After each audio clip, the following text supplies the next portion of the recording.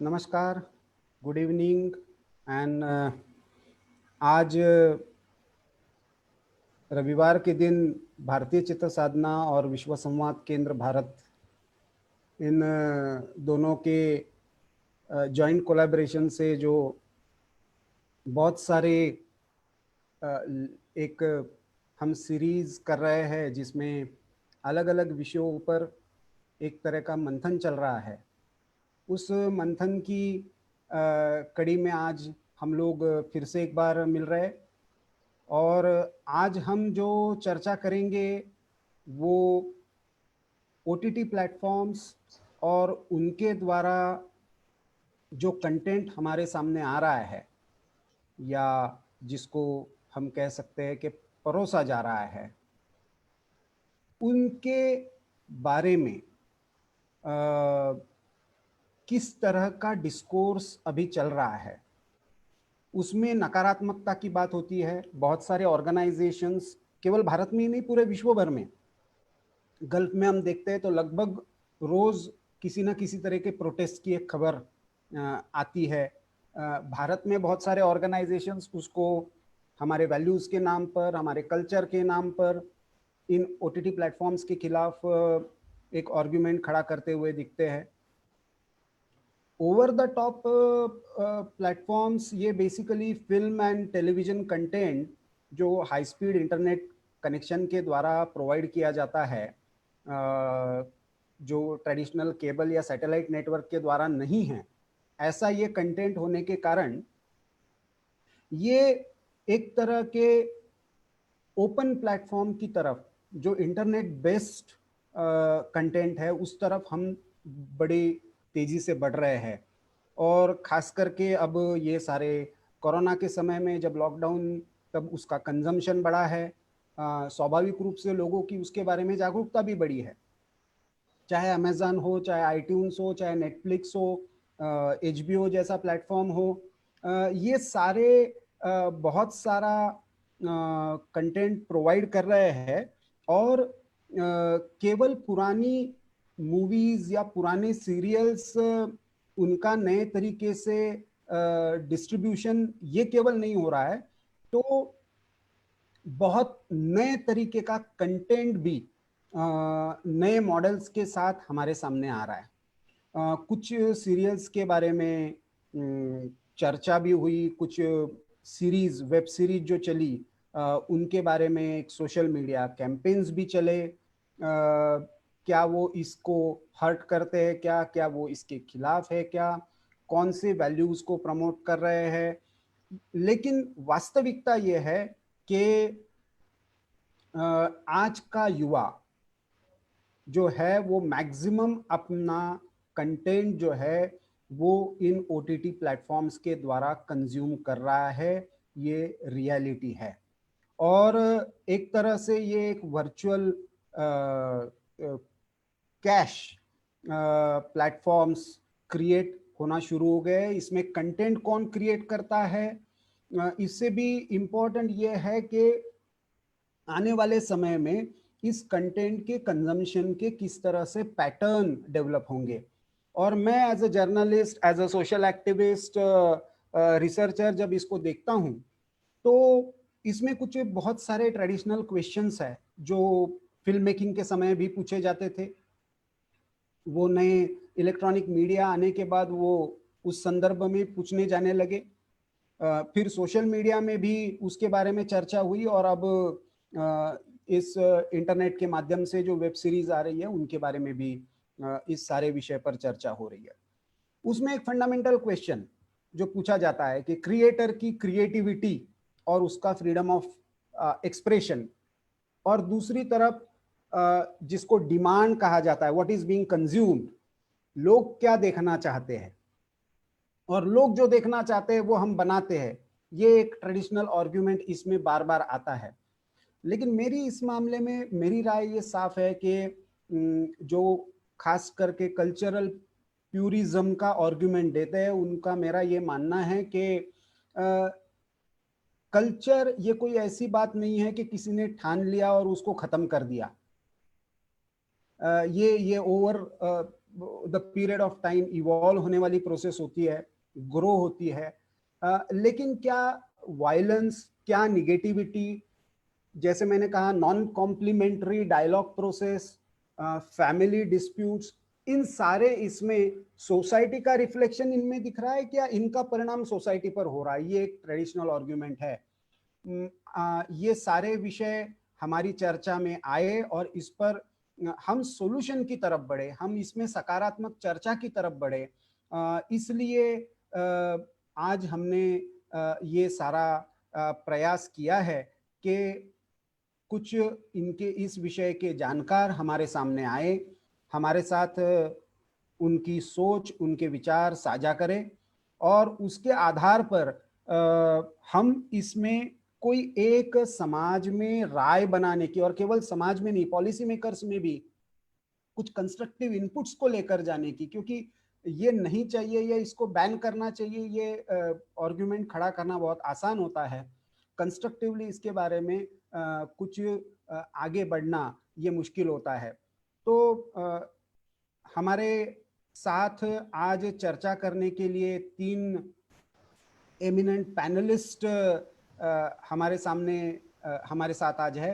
सबसे पहले हमारे सामने टेलीविजन जगत की जानी मानी producer, creative director Nivedita Basu ji है। She is a known face. वो एक तरीके से बहुत सारा एंटरटेनमेंट का अलग अलग सेक्शंस को कवर करती है, from cricket to Bollywood via television. तो एक बड़ा उनका एक्सपीरियंस है, बालाजी टेलीफिल्म्स के साथ उनका लॉन्ग एसोसिएशन भी रहा है। वहाँ पे वो डिप्यूटी क्रिएटिव डायरेक्टर भी रही, और उसको क्विट करने के बाद फिर कॉलोसियम मीडिया की वाइस प्रेसिडेंट के नाते, फिर कोलकाता की जो बॉक्स क्रिकेट लीग है उसके साथ जुड़े होने के कारण एक अलग तरह की सोशल सेंसिटिविटी और सोशल अंडरस्टैंडिंग रखने वाली क्रिएटिव डायरेक्टर के नाते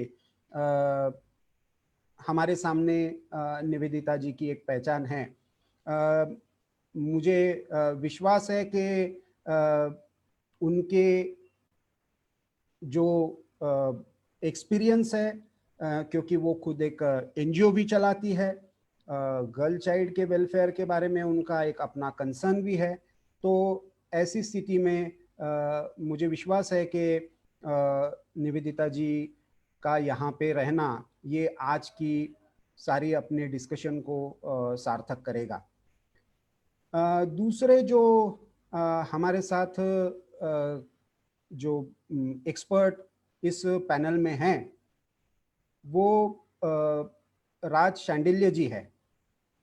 राज शांडिल्य जी इंडियन टेलीविजन और बॉलीवुड के राइटर और कंटेंट डायरेक्टर इस रूप में जाने जाते हैं। मूलतः झांसी के रहने वाले, उनकी जो राइटिंग और क्रिएटिविटी का स्किल हमने कॉमेडी सर्कस से लेकर बहुत सारे रूप में उनको हमने देखा है। बहुत सारी स्क्रिप्ट लिखने का श्रेय उनको जाता है, इसके नाम पर उनका एक रिकॉर्ड भी है। और ऐसी स्थिति में कंटेंट किस तरह से हमारे सामने आता है, एक राइटर उस कंटेंट के बारे में कैसे सोचता है और उसको डायरेक्ट करके लेकर भी कैसे आता है, इस संबंध में राज शांडिल्य जी अपने इनसाइट जो है वो हमारे साथ आज साझा करेंगे। तीसरी जो हमारे साथ आज एक्सपर्ट है वो थोड़ा सा अलग बैकग्राउंड से है। वो सीधा, वो क्रिएटिव तो है लेकिन वो क्रिएटिविटी ज़्यादा लिखने में विश्वास रखती है। लीगल एक्सपर्ट है, एडवोकेट मनीषा अग्रवाल नारायण। 2006 से प्रैक्टिसिंग लॉयर है, सीनियर पैनल काउंसिल है सेंट्रल गवर्नमेंट की सुप्रीम कोर्ट के सामने, असिस्टेंट एडवोकेट जनरल है सुप्रीम कोर्ट में हरियाणा गवर्नमेंट की तरफ से, और कॉन्स्टिट्यूशनल सिविल आर्बिट्रेशन मैटर्स में इनका विशेष ये है। लेकिन मनीषा जी के बारे में, क्योंकि उनका लेखन मैं पहले से भी देखता रहा हूँ कि एक सोशली सेंसिटिव लॉयर, और खास करके वुमेन सेंट्रिक इश्यूज हो, जो कास्ट और कम्युनल सेंसिटिविटी के इश्यूज हो, ऐसे विषयों पर एक बैलेंस्ड व्यू, एक constitutional legal point of view से इंटरप्रिटेशन करने की क्षमता मनीषा जी रखती है। तो ऐसे 3 एक्सपर्ट आज हमारे सामने हैं जो ओटीटी प्लेटफॉर्म्स पर जो निगेटिविटी और उसके सॉल्यूशंस के संबंध में हम हमारे साथ अपना विचार साझा करेंगे। मैं बारी बारी से तीनों को एक बार आमंत्रित करूंगा। शुरू में ये एक्सपर्ट हमारे सामने उनका पॉइंट ऑफ व्यू रखेंगे, फिर मैं डिस्कशन के लिए भी ओपन करूंगा, कुछ क्वेश्चंस मैं भी रेस करूंगा, बाकी हमारे यहाँ पे पार्टिसिपेंट्स है वो भी अपने मन में यदि कुछ जोड़ना है, कुछ सवाल खड़े करने हैं, कुछ कंस्ट्रक्टिव सजेशंस देने हैं, तो उसमें हमें उनका योगदान दे सकते हैं। So first of all, I will invite Advocate Manisha Agrawal Narayan to present her point of view, because the legal and social aspect that is somewhere missing in the discourse related to OTT platforms. So over to you, Manisha ji. You will have to unmute yourself. Thank you Prafull ji, thank you Bharatiya Chitra Sadhana, thank you विश्व संवाद केंद्र भारत। आज हम बात कर रहे हैं making, producing and streaming of content online over the top OTT services की। तो हम स्टार्ट करते हैं freedom of speech and expression से। लीगली अगर देखें तो freedom of speech and expression Bharat के कॉन्स्टिट्यूशन में प्रोवाइडेड है। हम सबका फंडामेंटल राइट है कि हम अपने आप को स्पीच के जरिए से या किसी भी और जरिए से एक्सप्रेस कर सकते हैं। ये हमारा फंडामेंटल राइट है।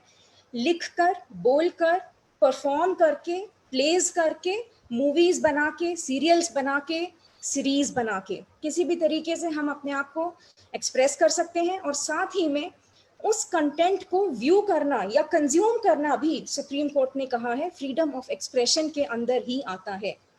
तो ये एक बहुत ही इंपॉर्टेंट फंडामेंटल राइट है। And why it is very important, because हम एक ह्यूमन लाइफ जी पाएँ, ह्यूमन डिग्निटी के साथ जी पाएँ, नॉट जस्ट वेजिटेबल एग्जिस्टेंस, लेकिन हमें अपनी लाइफ को इफेक्टिवली जीने के लिए क्या क्या करना ज़रूरी है, वो सारी चीज़ें होती हैं fundamental rights. So one of the things very important for us to live effective life is to be able to express ourselves. अब ये एक्सप्रेशन जो है ये हमेशा एक थर्ड पर्सन के साथ रिलेटेड होता है। हम खाली अकेले कमरे में बैठ के खुद को ही अपने आप को एक्सप्रेस करें, वो उसको एक्सप्रेशन नहीं मानते। एक्सप्रेशन का मतलब है शेयरिंग आवर थॉट्स और our creativity, whatever we have created और व्हाटएवर वी थिंक, उसको दुनिया के साथ या लोगों के साथ शेयर करना। तो इस तरीके से लोगों के साथ अपनी बात को शेयर करना या अपनी आर्ट को शेयर करना, वो एक फंडामेंटल राइट है। तो अब सवाल ये उठता है कि अगर ये फंडामेंटल राइट है तो क्या ये एब्सोल्यूट है या इसके ऊपर कोई लिमिटेशन होनी चाहिए या नहीं होनी चाहिए? तो फॉर एग्जाम्पल पहला सवाल मैं ये पूछूंगी कि क्या किसी व्यक्ति के पास ये अधिकार है कि वो अपना फ्रीडम ऑफ एक्सप्रेशन को यूज करते हुए किसी दूसरे व्यक्ति के बारे में इस तरीके की झूठी बातें बोले जिससे उसकी रेप्यूटेशन को नुकसान हो, दूसरे लोगों के सामने उसकी रेप्यूटेशन को नुकसान हो? इसको बोलते हैं डेफेमेशन। क्या हम डेफेमेशन कर सकते हैं अपने फ्रीडम ऑफ एक्सप्रेशन को यूज करके? क्वेश्चन नंबर 2, क्या हम अपने फ्रीडम ऑफ एक्सप्रेशन को यूज करके कंटेम्प्ट ऑफ कोर्ट कर सकते हैं? कोर्ट के ऊपर बेवजह गलत इल्जाम लगा सकते हैं क्या? थर्ड क्वेश्चन, क्या हम अपने फ्रीडम ऑफ एक्सप्रेशन को यूज करके ऑब्सीनिटी फैला सकते हैं, इनडिसेंट रिप्रेजेंटेशन ऑफ वुमेन कर सकते हैं, या ऑब्जेक्टिफिकेशन ऑफ चिल्ड्रन या वुमेन कर सकते हैं? For that matter can be even objectify men using our freedom of expression, can B.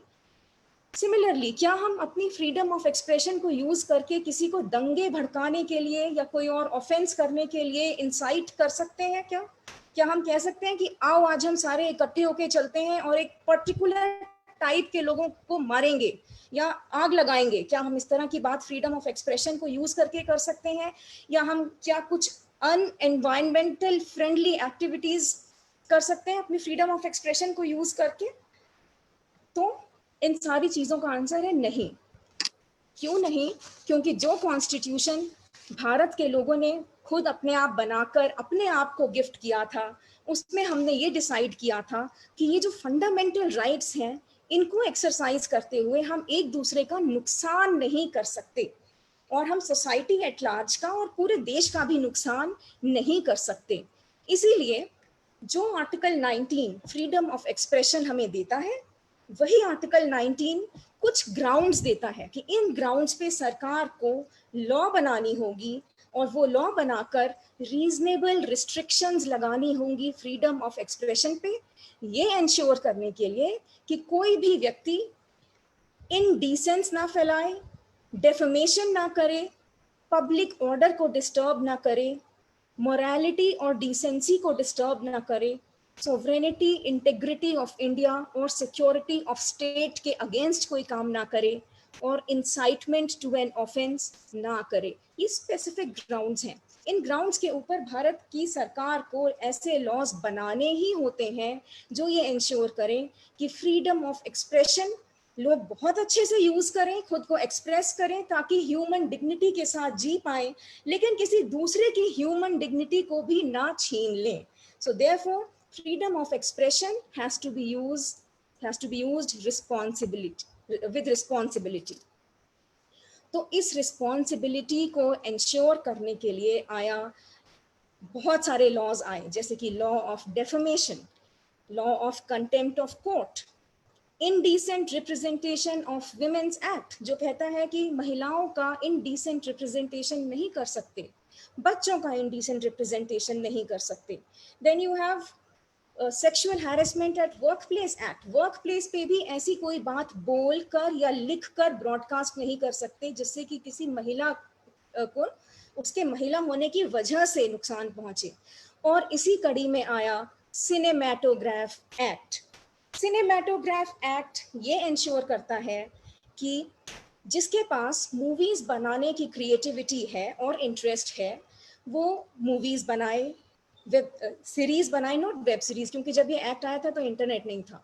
तो मूवीज बनाए, एपिसोड्स बनाए, सीरियल्स बनाए, वो सारी चीजें बनाएं जो बनानी चाहिए खुद को एक्सप्रेस करने के लिए भी, और जो जिन चीजों को देखने का भी जनता को अधिकार है, लेकिन उसको इस तरीके से ना बनाएं कि जिनसे वो सारी चीजें डिस्टर्ब होती हों जिनकी मैंने अभी आपको लिस्ट बताई जो कॉन्स्टिट्यूशन में दी गई है।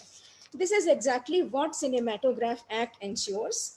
And then we have a particular body for censorship of movies. तो वो सेंसर बोर्ड जो है वो ये उसका भी यही काम है, यही देखना कि इन्हीं सब ग्राउंड्स पे हम सेंसर कर सकते हैं मूवीज को। अब्यूसिव लैंग्वेज ना हो क्योंकि वो पब्लिक ऑर्डर, मोरालिटी और डिसेंसी के अगेंस्ट है।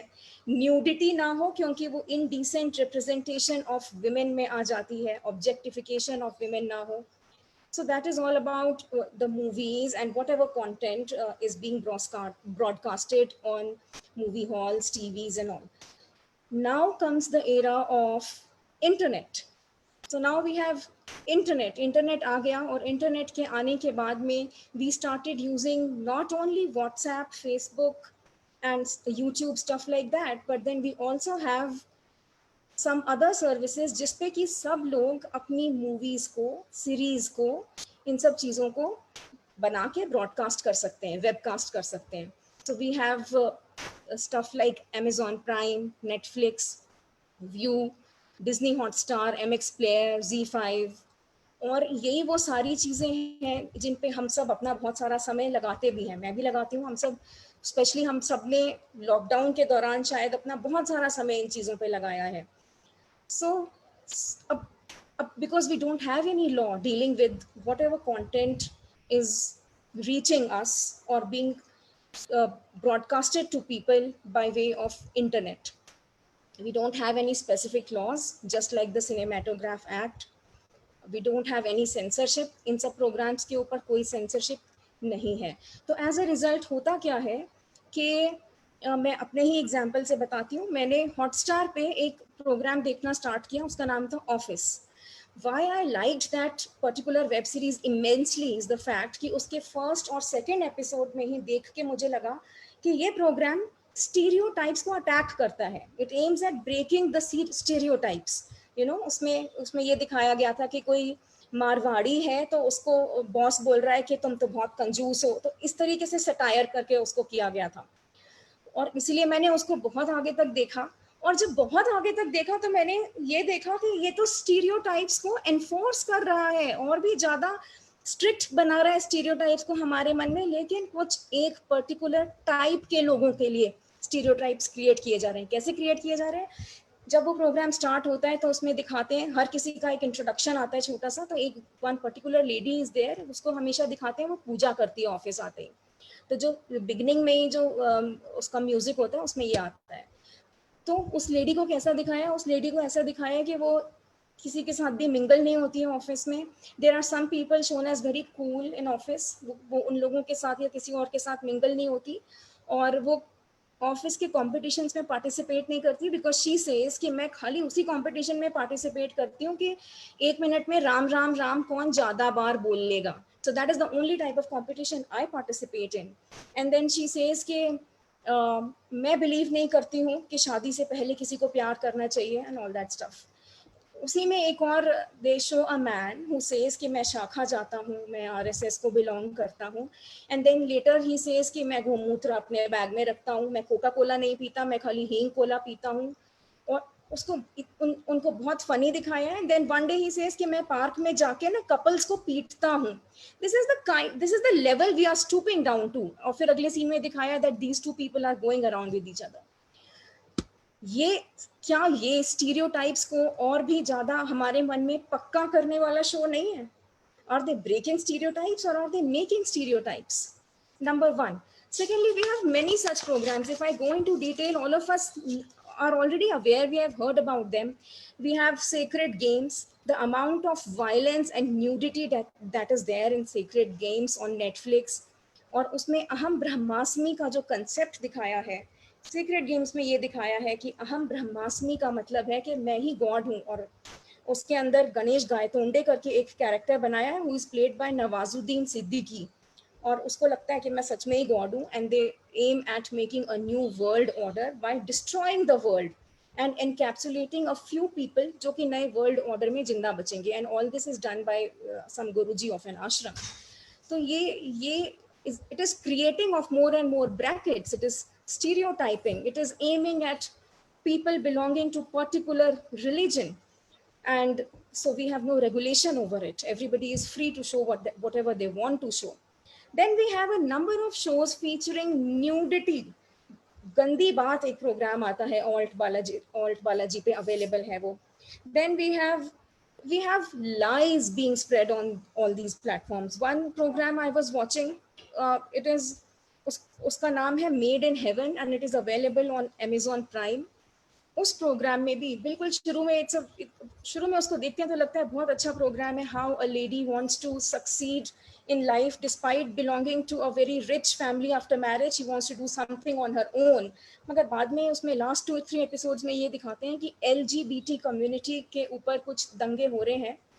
और वो दंगे फसाद कौन कर रहे हैं? People with tilak on their forehead and with the saffron झंडास come. And उसमें एक स्टेटमेंट दिखाई गई है कि सरकार ने एक एफिडेविट फाइल किया है सुप्रीम कोर्ट में ये कहते हुए कि we are against LGBT rights, which is a blatant lie. Government ने ऐसा कोई एफिडेविट फाइल नहीं किया. इसके ऊपर केस चला था, सरकार ने इसमें एक एब्सोल्युटली न्यूट्रल स्टैंड लिया था. तो लाइज को कर्ब करने के लिए भी कोई रिस्ट्रिक्शन नहीं है. Then there is a Telugu film released on Netflix, उसका नाम था कृष्ण एंड हिज लीला. तो there was a character called Krishna and he was shown in a very bad light. So therefore all these things are there and we don't have any laws to check whatever is going on. Lies भी आप परोस सकते हैं और लोग उन lies को भी consume कर सकते हैं.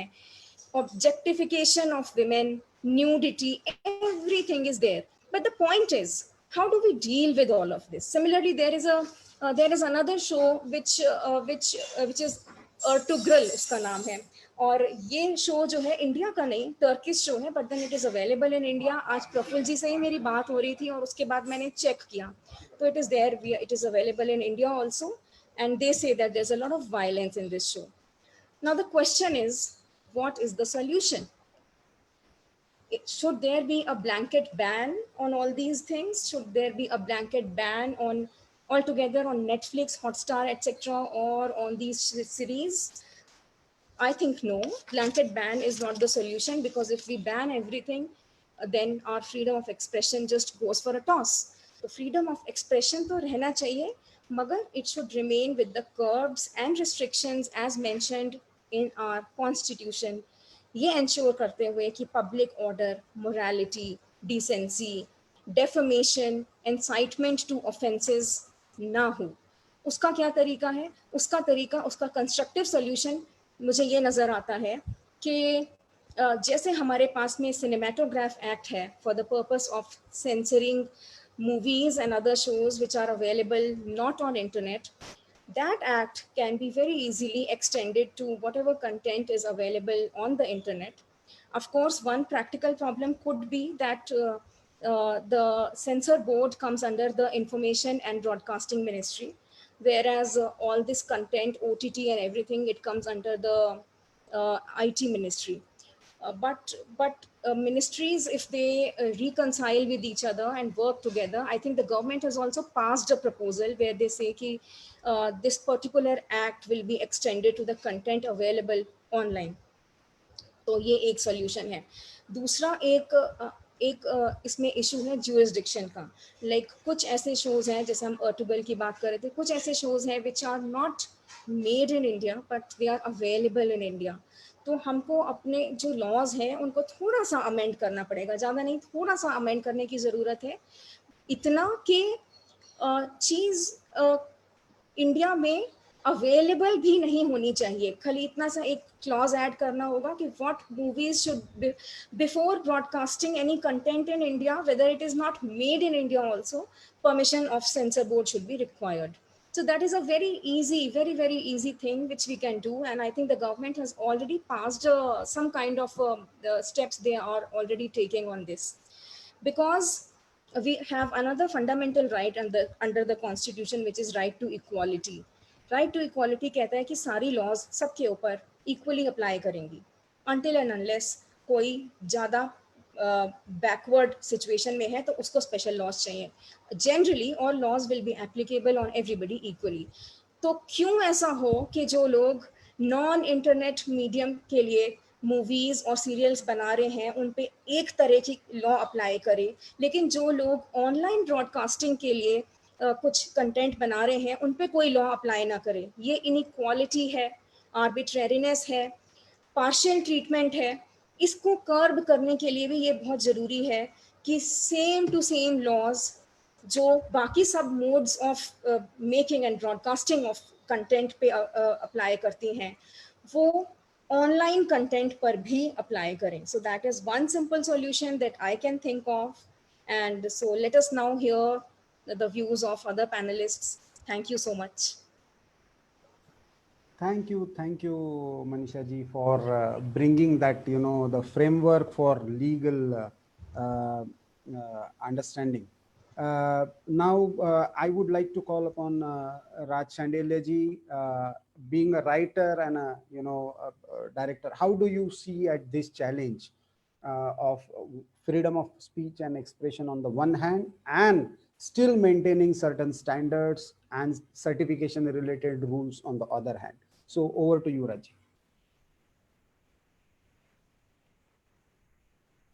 Unmute करना पड़ेगा आपको. Thank you so much. Manisha ji की बातें सुनी, बड़ा अच्छा लगा. उन्होंने लीगल और ये क्योंकि कंटेंट का जो मामला है, बीइंग एज अ राइटर, मुझे ऐसा लगता है कि इंटरनेट की आज स्थिति हो गई है, इंटरनेट के माध्यम से लोग जो भी कहना चाह रहे हैं, हम बड़ा फास्ट कहना चाह रहे हैं, कुछ कहना चाह रहे हैं, चीजें होती है. मुझे ऐसा लगता है एज अ राइटर, जो मैं लिखता हूँ या मैं जो समझता हूँ या जितनी भी चीजें मुझे समझ में आई हैं। हिंदुस्तान एक ऐसा देश है, ऐसी कंट्री है,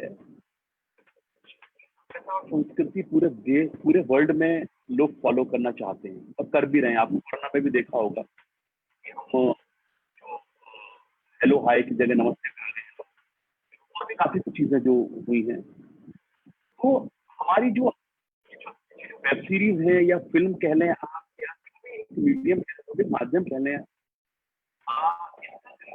सेंसर होना, और सेंसर का मतलब चीज नहीं हो जाता है कि आपने अगर कुछ लिखा है या आप कुछ अगर एक्सप्रेस कर रहे हैं तो एक व्यक्ति विशेष के लिए उसको सेंसर कर दिया जाए, ऐसा मेरा मानना है। दूसरी बात,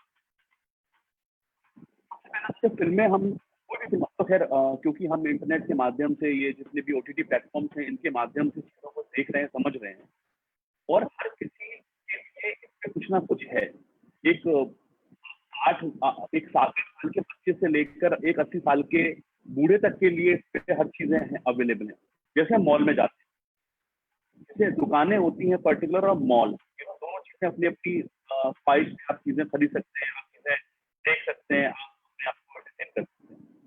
कंसर्न दो चीजों का है। जब हम फिल्म बनाते हैं तो हम एक डिस्क्लेमर डालते हैं कि ये एक हास्य घटना है, काल्पनिक है, इनका किसी भी जीवित या दर्शक संबंध नहीं है, इस पर कोई विचार ही नहीं करता। लोगों को ये लगता है कि ये डिस्क्लेमर फालतू है, इस डिस्क्लेमर का कोई औचित्य नहीं है, डिस्क्लेमर का कोई जरूरत नहीं है। ठीक है, आज मुझे ऐसा लगता है कि जो सेंटिमेंट्स की बात इन्होंने कही कि कई दफा क्या होता है कि कोई लिख रहा है, किसी आपकी बात नहीं हो पाया या सेंटिमेंट हर्ट हो जाते हैं। मैं इस पे ये बात मैं इसलिए बोल रहा हूँ कि आज के टाइम में इंटरनेट के माध्यम से इतनी सारी चीजें सोशल मीडिया पे आ जाती हैं या इन वेब सीरीज के थ्रू, ऐसा तो पहले भी होता है, ऐसा नहीं है कि नहीं हुआ है, पहले भी हुआ है, लेकिन हर चीज एक दायरे में अगर की जाए। आज हमने लिखा हुआ है शराब पीना स्वास्थ्य के लिए हानिकारक है, लेकिन पी रहे हैं लोग। धूम्रपान करना स्वास्थ्य के लिए हानिकारक है, लेकिन कर रहे हैं लोग। तो सबसे पहली बात तो बैन कोई सॉल्यूशन नहीं है किसी भी चीज का। मैगी जिस दिन बैन हुई थी, उससे बिकी। हिंदुस्तान में जो चीज बैन होती है सबसे ज्यादा बिकती है। आप हमारा एज क्रिएटिव, आप कह लें, लीगली कह लें आप, या आप एंटरटेनमेंट इंडस्ट्री के होने के कारण आप इसको ये कह लें, कौन सी चीज आपको पर्दे में रखनी है और कौन सी चीज पर्दे के बाहर दिखानी है, ये हमें और आपको तय करना है। ऐसा बिल्कुल भी नहीं है कि पब्लिक जो चाहती है हम वो लिखते हैं, ऐसा बिल्कुल नहीं है। हम जो अच्छा लिख के देते हैं, उन्हें समझ आता है तो वो उनको एक्सेप्ट करते हैं, अगर नहीं आता तो वो उसको एक्सेप्ट नहीं करते। ये बहुत सिंपल सी बात है। कई दफा मैंने ये भी देखा है कि आज हम 140 करोड़ लोग हैं, किसके सेंटीमेंट किस चीज से हट जाएंगे हमें नहीं पता। क्यों? लोगों ने तो ताजमहल की बुराइयां लिखी हुई है, आप कितना क्या किसके बारे में कहेंगे। टाइटैनिक फिल्म आई है, मैंने देखी इंटरनेट पे, टाइटैनिक फिल्म को डिसलाइक दिए हुए लोगों ने। मुझे ये समझ में नहीं आता है कौन से लोग हैं, कहाँ से आते हैं लोग, ये कौन से तबके के लोग हैं जिन्हें छोटी छोटी बातों से प्रॉब्लम हो जाती है। देखिए, दो बहुत महत्वपूर्ण चीजें हैं कि मजाक करने में और मजाक उड़ाने में बड़ा फर्क होता है। आप समझे, कौन सी चीज किस चीज के लिए बनी हुई है, उसको आप उस तरीके से अगर एक्सेप्ट नहीं करते हैं तो जाहिर सी बात है सेंटिमेंट हर्ट होंगे। मेरा मेरा मेरा मैं एज अ राइटर जब भी कुछ चीजें लिखता हूँ तो मैं हमेशा इस बात का ख्याल रखता हूँ कि किसी धर्म, किसी जाति, किसी रंग भेद को टिप्पणी ना हो। रीजन इसका मैं आपको बताऊं कि आज इतना लोग छोटी छोटी बातें पे जो खेड़ा खड़ा कर देते हैं, तो मुझे ऐसा लगता है ये जो मीडियम है, ये जो हम एंटरटेनमेंट इंडस्ट्री कहते हैं या हम OTT प्लेटफॉर्म के थ्रू जो भी आज बातें रखना चाहते हैं, वायलेंस की बात कह लें आप, मर्डर तो पहले भी होते आए, फिल्मों में मर्डर भी होते आए, फिल्मों में रेप भी होते आए, फिल्मों में गुंडागर्दी भी होती आई है, फिल्मों में सब कुछ होता है फिल्मों। लेकिन उस वक्त ये जो मीडियम जिसको हम इंटरनेट या OTT प्लेटफॉर्म के माध्यम से हम लोग देख रहे हैं, इतनी ज्यादा लोगों में ये वो नहीं थी कि कि जरा सी बात पे हम जरा सा बुरा मान जाए। तो मेरा कंसर्न क्या है कि आप कोई भी चीज लिखें, वो चाहे सीरीज हो, आप चाहे फिल्म बनाएं, आप चाहे कुछ भी करें, उसमें आपको ये ख्याल रखना है। आज पता है रेड लाइट पर रुकना है, रोड रुकते नहीं है,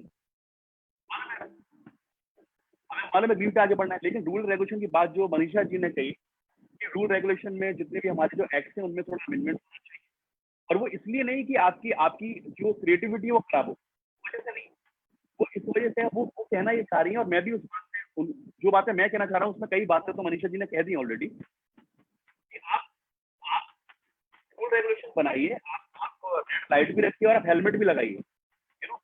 कंसर्न मेरा वो है, हमारे यहाँ पर चीजों को इस तरीके से जोड़ के बता दिया जाता है, छोटी छोटी चीजों को, तो मुझे ऐसा लगता है कि अब मैं किसी को क्या चीज पसंद आएगी ये तो मैं जान सकता हूँ, ये मैं लिखते वक्त मुझे समझ में आता है कि ये शायद पसंद आ जाए लोगों को, लेकिन क्या चीज पसंद नहीं आएगी वो मुझे नहीं पता, उसका कोई क्राइटेरिया नहीं होता, यू नो। और मेरा मेरा मेरा मेरा as a writer, as a director, मेरा मानना यह है कि आप मीडियम के थ्रू लोगों को एंटरटेन करने का काम करें, वो किसी भी उसमें हो। आज आज हर किसी के पास मोबाइल है, बच्चे बच्चे के पास मोबाइल है, आज बच्चे को कभी आप मना कीजिए किसी चीज के लिए ये ना करे, वो कोई करता है। वो मेरे घर में भी छोटे बच्चे हैं, या मैं देखता हूँ छोटे लोगों को, यू नो, छोटे बच्चों को, उनको वीडियो गेम थ्रू आज देखें, कोई भी आप साइट खोलें या कोई भी आप फिल्म देखें तो ना वो उसमें ऐड एक अलग किस्म की आ जाती है, यू नो। तो कहीं ना कहीं हम बहुत ज्यादा बिखरे हुए हैं, हम जो अस्त व्यस्तता जो बनी हुई है ना क्रिएटिविटी की, वो उसको थोड़ा सा कंट्रोल करने की आवश्यकता है, और कुछ भी नहीं है, क्योंकि आज सबको अपनी बात कहने का हक है हर किसी को, लेकिन इसका मतलब ये नहीं है कि आप, जैसे मनीषा जी ने भी कहा, आप ऐसा टिप्पणी करते हैं, ऐसी बात कहते हैं कि सामने वाले की सेंटिमेंट हर्ट हर्ट, आज कई लोग गुड मॉर्निंग को बुरा मान जाते हैं, हेलो, यू नो। अब ये पता नहीं ना ये लोग हैं, ये तो छोटी छोटी बात पे बुरा मान जाते हैं। तो कंसर्न क्या है कि आपको एक सभी धर्मों के लिए, सभी व्यक्तिगत लोगों के लिए, एक पूरी ऑडियंस के लिए आपको कुछ ऐसे रूल रेगुलेशन बनाने पड़ेंगे, उसको आप censorship कह लें, उसको आप सर्टिफिकेट डिस्ट्रीब्यूशन कह लें, उसको आप एक पैनल उस तरीके का कह लें। अब हमें ये भी नहीं पता पैनल में कौन से लोग बैठे हुए हैं। आज मैं एक फिल्म बना रहा हूँ, पंजाब के राइट्स पे फिल्म बना रहा हूँ, सपोज वहां पर 4 पंजाबी बैठे होते, हमें तो ठीक ही लग रही है, पैनल में कौन लोग बैठे हैं, उनका क्या मूड है, उसकी वजह वो उस पर डिपेंड करती है कई सारी। तो कंसर्न क्या है, एक ऐसा जेन्युइन पैनल होना चाहिए जिसका किसी भी धर्म जाति से कोई लेना देना ना हो। मेरे सामने तो नास्तिक लोग बैठा दो, यू नो, जिन्हें जरूरत ही नहीं किसी चीज, वो सिर्फ और सिर्फ उस चीज को उस नजर से देखें कि ये आज एंटरटेनमेंट की बनाई है, और उसके लिए आपकी सेंसरशिप होनी बहुत जरूरी है। और वो इसका मतलब ये नहीं है कि आप उसको उसके एंटरटेनमेंट या उसकी जो क्रिएटिविटी उसको खत्म कर दें। मेरा बात ये है कि एज अ राइटर मैं समझता हूँ कि आप कोई भी चीज लिखें, करें, बोलें, एक्सप्रेशन की जो बात हो या अपनी कोई चीज कहने की बात हो, आप उसको एक दायरे में करें ताकि वो किसी को बुरा ना लगे। तो मैंने जैसा आपको बताया कि क्राइटेरिया है नहीं, और जो जो लीगलिटी की बात की इन्होंने कि भाई वो जो जितने भी चीजें हैं, आप आज आज वो उन्होंने बताया जैसे कहीं कहीं पे गॉड के लिए कुछ कहा जाता है, कहीं पे कृष्ण के लिए कुछ कहा जा रहा है, कहीं पे के लिए कहा जाता है, धर्म से रिलेटेड है। मुझे ऐसा लगता है कि उसमें उसमें क्रिएटर्स को ये समझने की जरूरत है कि हमें क्या लिखना चाहिए, क्या नहीं लिखना चाहिए। और राइटर का पहला काम ये जो मैं समझता हूँ, क्या नहीं लिखना है वो इम्पोर्टेंट है, लिखता तो हर कोई। That's my thought on it. मुझे तो बिल्कुल ये लगता है कि आप एक इस तरीके से इसको सेंसर करें ताकि क्रिएटिविटी भी खराब ना हो, और जो चीज हम जहां तक पहुंचाना चाहते हैं वो उसको पहुंचे। Thank you so much. Thank you, Rajji, for speaking straight from the writer's point of view. Thank you. And ये सही है कि हमें बहुत बार ये समझ में नहीं आता कि कौन सी चीज़ों से कौन से किसके सेंटिमेंट्स हर्ट हो जाए और किसको लगे कि हमारे संस्कृति पर ही आघात हो गया है। लेकिन फिर भी एक पैरामीटर्स और डिस्कशन में शायद मनीषा जी उसमें लेकर आ सके कि हमने एक कॉन्स्टिट्यूशनल फ्रेमवर्क एक्सेप्ट किया है, उसकी कुछ डिफाइंड वैल्यूज है, चाहे डिसेंसी को लेकर हो, चाहे freedom of speech and expression को लेकर हो। दूसरा इसमें जो इशू है लेवल प्लेइंग फील्ड का, ओटीटी प्लेटफॉर्म्स के लिए कोई सेंसरशिप ना हो और बाकी सब चीज के लिए जो आप मूवीज बनाते हो और बाकी सारी चीजें उनके लिए सेंसर, ये कितना ये लीगली कितना ये है, उस पर आएंगे। लेकिन इन दोनों जॉनर्स की एज अ प्रोड्यूसर मास्टर रही है निवेदिता जी, तो इसमें टीवी सीरियल्स भी आते हैं, वेब सीरीज भी आती है, फिल्म मेकिंग भी आता है, और अब तो टिकटॉक बैन हो गया है, लेकिन उसके जैसे बहुत सारे प्लेटफॉर्म्स ऑलरेडी भारत के चिंगारी जैसे आ गए जहां पे सेल्फ क्रिएटेड कंटेंट पुश हो रहा है। तो ऐसे में इस सारे जो एक्सप्लोजन है क्रिएटिविटी का, और फिर भी उसमें एक डिसेंसी और एक सोशल डायरेक्शन मेंटेन रखनी है, इसको निवेदिता जी कैसे देखती है? Nivedita ji, over to you. Actually Manisha ji और राज ने मोस्ट ऑफ द टॉपिक्स को ऑलरेडी काफी डिटेल में बता दिया है, बट मेरा मानना ये है, देखिए सेंसरशिप की बात तो सही है, क्योंकि 20 साल मैंने टेलीविजन सीरियल बनाए जो सब सेंसर को मायने रख के सबको एंटरटेन करते आए हैं, जबकि उनमें तक भी लोगों ने हमें ओपोज किया। कितनी बार मैं न्यूज चैनल्स के आगे बैठी हूँ अपने केसेस को फाइट करने की, ये हमने क्यों दिखाया, कहाँ दिखाया। जैसे राज ने बोला कि एक डिस्क्लेमर जो जाता है हम लोग का पहले ना, हम लोग प्योरली बोलते हैं कि हम लोग फिक्शन बना रहे हैं तो इनफैक्ट आज की डेट में अगर आप ओटीटी प्लेटफॉर्म्स में देखो कि बोलबाला किस चीज का है, अगर आप ट्रू लाइक ट्रू स्टोरीज या इंस्पायर्ड बाय ट्रू स्टोरी वो आप देंगे तो लोग उसको ज्यादा लैप अप करते हैं, क्योंकि एक बाइबल है फॉलो करने के लिए। अगर मैं आज कोई कहानी बना रही जो ऑलरेडी घटना घट चुकी है या कोई रियल लाइफ पर्सन है, बायोपिक है, तो वो इजिली सेलेबल हो जाता है for at least as a platform owner और जो भी बैठा है प्लेटफॉर्म में टू अप्रूव। तो जब हम लोग वो कहानियां भी बनाते हैं तो कहीं पे भी हमें नहीं बोला जाता या प्रेस पे बोलने या उन लोग के खुद के मार्केटिंग में कि हाँ ये एग्जैक्टली वही रियल कहानी है। क्योंकि जैसा कि राज ने बोला कि इतनी बड़ी पॉपुलेशन हम लोग की है इंडिया में कि कहीं ना कोई तो बुरा मान ही जाएगा। वो तो खैर किसी और सीरियल की बात करता, मैं तो दंगल में भी देखा मेरे से लोग लड़ रहे थे कि यार क्या अच्छा, मैंने कहा यार मतलब मैं शाश्तान प्रणाम करके ऐसी मूवीज को इतना मुझे पसंद है कि मैं बार बार लूप में देखूं। इनफैक्ट राज खुद तो एक अच्छा जॉनर बनाते हैं, इनफैक्ट वो जॉनर तो सबसे ज्यादा आना चाहिए ओटीटी पे भी, बट उतना है नहीं बोलबाला कॉमेडी का, क्योंकि वो इतना अच्छा उनकी मूवी जो ड्रीम गर्ल थी which was like non evasive, सबको एंटरटेन करने वाली। बट अनफॉर्चुनेटली ओटीटी प्लेटफॉर्म्स के जो हेड्स और वो होते हैं ना, जैसे कि मैंने कहा कि sometimes it's not only about the creator. अगर मैं अपना कंटेंट बनाना चाहती हूँ then I put it on YouTube just because I have a passion to put it. But अगर मुझे ओटीटी प्लेटफॉर्म पे कर रहा है, अगर वो बोल रहा है कि अच्छा निवेदिता आप लोग ये जितने भी है समझो 1 लाख रुपए लो, तो मैं I owe it to them कि जो उन्हें चाहिए I provide that to them, because I am like a job worker. मुझे एक जॉब दिया गया है, ये मेरी तनख्वाह है, मैंने काम करके उनको जो चाहिए था वो मैंने डिलीवर कर दिया। इनफैक्ट उस पर भी बहुत बहस होती है, even the biggest film makers वो उन लोग का डिबेट चालू ही रहता है, because at the end of the day they are the ones who call the shots. So ban, जैसे राज ने कहा कि बैन करना एक्चुअली तो उसका कोई वो सिग्निफिकेंस है नहीं। जैसा कि हर चीज पे जो बैन होता है उससे ज्यादा हमें एक्साइटमेंट होती है कि अरे क्यों बैन है, अब तो वो करके देखेंगे, एक बार तो करना ही है वो क्या है। और या फिर वो कंटिन्यूसली चलता ही है, जैसे कि चाहे वो लिकर हो, जैसे हुक्का बैन हुआ था मुझे नहीं पता था इतने यहाँ पे शीशा ड्रिंकर्स हैं, बट जब वो बैन हुआ था ऐसा एक्सप्लोजन हुआ कि मतलब ऐसा लगा कि पूरी दुनिया ही शीशा पी रही है सिवाय हमारे। बात बोलना चाहूंगा, पर डिस्टर्ब कर रहा हूँ आपको कुछ बात, क्योंकि आपकी बहन से मुझे समझ आया कि आज हालात ये हो गए हैं कि लोग दो ही चीज देखना पसंद कर रहे हैं, या तो बहन हो या माँ बहन हो, कुछ नहीं। क्या है कि उनका उनका उनका एक पर्टिकुलर बताया कि उनका एक अपना तरीका है लोगों का, बात रिस्पॉन्सिबिलिटी की, दैट्स इट, और कोई बात नहीं, रिस्पॉन्सिबल होना पड़ेगा, उसके अलावा और कुछ नहीं है। Please continue. दूसरा प्रफुल्ल, मेरा ये मानना है मनीषा जी भी कि देखिए आज की डेट में ना हम लोग we are paying for all the platforms.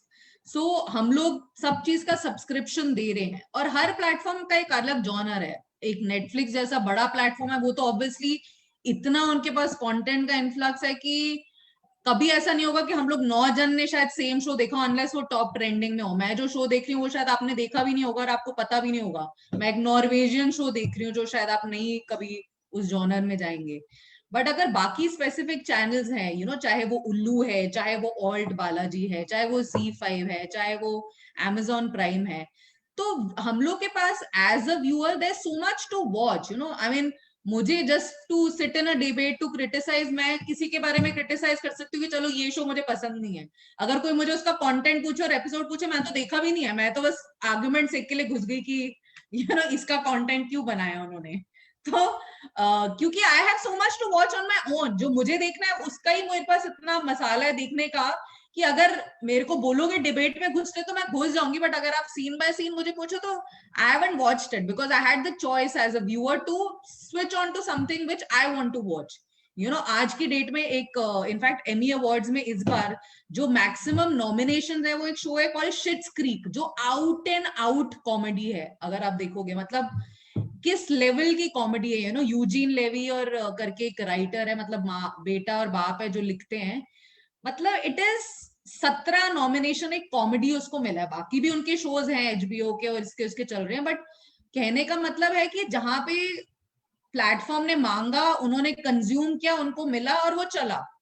यहाँ पे शायद अभी उनको लग रहा है कि थोड़ा out of the box, because television ने इतना OTT इंडिया में ऑलमोस्ट 20 इयर्स बाद आया है, तो टेलीविजन ने इतना कंटेंट दे दिया है ऑलरेडी ऑडियंस को कि वो काफी कुछ देख चुके हैं। I mean, every television channel has done their best to give the best of content in all genres.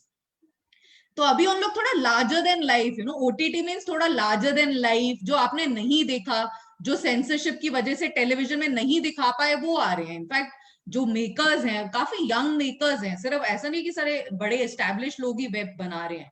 In fact 80% जब मैं राइटर्स रूम में घुसती हूँ या जब मैं क्रिएटर्स में जाती हूँ, सब नए लड़के लड़के हैं जो बहुत अवर्स थे टेलीविजन में because of the probably the censorship, और जो कंटेंट चलता था वो उनके टेस्ट का नहीं था। बट अब उनको लगता है कि वो बना सकते हैं जो वो बनाना चाहते हैं, which is also good thing because OTT ने वो कर दिया है। OTT में कोई लिमिटेशन नहीं कि आपको सिर्फ 3 घंटे बनाने हैं, एक 24 घंटे में आप अनलिमिटेड कंटेंट बना सकते हो।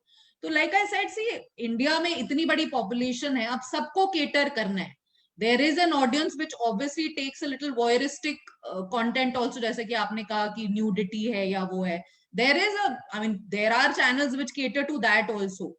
But as a family person, if I want to watch a family show, मैंने शिट्स क्रीक के 6 सीजन मतलब ऑलमोस्ट 3 रात खत्म कर दिया, जबकि वो 45 मिनट्स में आप कैलकुलेट कर दो, मतलब मैं कुछ और नहीं देख रही थी, सिर्फ वही देख रही थी। So it's up to us, but I am somebody who also likes Mirzapur, but I watch Mirzapur only कि वो प्योर कंटेंट है मुझे एंटरटेन करने के लिए, मुझे कैरेक्टर्स अच्छे लगे, मैंने उनको किसी भी तरह से रिलेट नहीं किया किसी रियल कैरेक्टर में, जबकि मैं भी आजमगढ़ और उस बेल्ट में लोगों को जानती हूँ और क्रिमिनल उसमें जानती हूँ कि है ये लोग एग्जिस्ट करते। तो I think somewhere like Raj said कि हम लोग रिस्पॉन्सिबल हैं कि एज अ रिस्पॉन्सिबल क्रिएटर हमें क्या डालना है, that is up to us. But if it comes to कि मुझे कुछ थोड़ा अगर वायलेंस से रिलेटेड भी है या कुछ दिखाना है, so I can show without hurting anyone sentiment, but like I said you can never control anyone sentiment.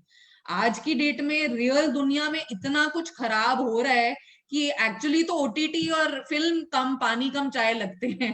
ऐसा लगता है कि रियल ड्रामा का थोड़ा माइल्ड कर दो तो कंटेंट बन जाएगा शायद वेब का, क्योंकि इतना कुछ हो रहा है। राज ने जैसे कहा कि ये सब तो होता ही आया, मतलब सब कुछ हो ही रहा था, अभी मीडिया की वजह से हमें शायद ज्यादा दिख रहा है, या मीडिया एक्सपोजर की वजह से जो लोग ज्यादा उसको एज अ हथियार यूज कर रहे हैं। बट ऐसा नहीं है कि आज तक हम लोग ने बिल्कुल संतों की लाइफ जी और 2017 में सडनली हम लोग क्राइम या इसकी तरफ चले गए कि भाई ऐसा हम लोग कभी नहीं देखे हैं या हमने कभी ऐसा एक्सपीरियंस नहीं किया है।